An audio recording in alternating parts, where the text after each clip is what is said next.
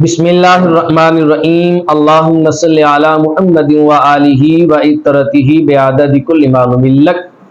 سامعین محتشم، نماز ظہر کے اندر حضرت ابراہیم علیہ السلام کی یاد موجود ہے، اور نماز ظہر ہی میں حضرت ابراہیم علیہ السلام کے صاحبزادے حضرت اسحاق علیہ السلام کے میلاد کی یاد بھی ہے۔ ابراہیم علیہ السلام نے رب کائنات کی بارگاہ میں ایک فرزند کے لیے دعا مانگی۔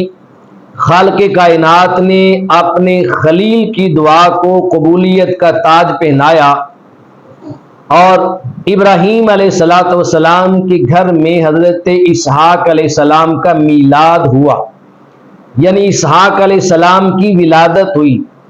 جب اسحاق علیہ السلام کی ولادت ہوئی تو وقت تھا دوپہر کا، جو نماز ظہر کا وقت ہوتا ہے وہ وقت تھا۔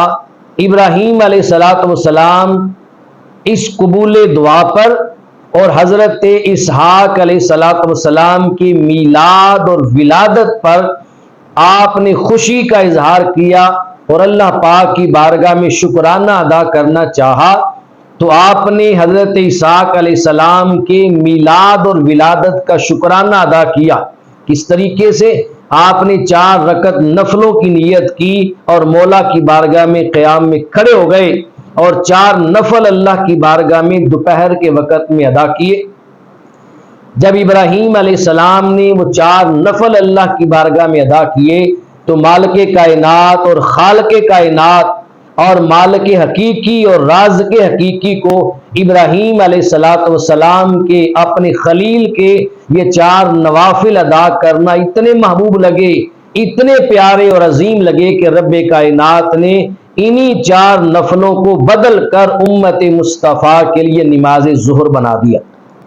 اب ہم نماز ظہر پڑھتے ہیں تو نماز ظہر میں حضرت ابراہیم علیہ السلام کے 4 نفلوں کی یاد منانا بھی ہے، اور حضرت اسحاق علیہ السلام کے میلاد کی یاد منانا بھی ہے۔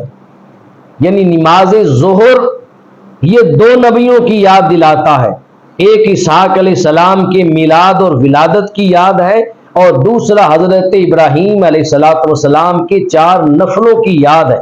یعنی نماز ظہر نبی کی یاد سے خالی نہیں۔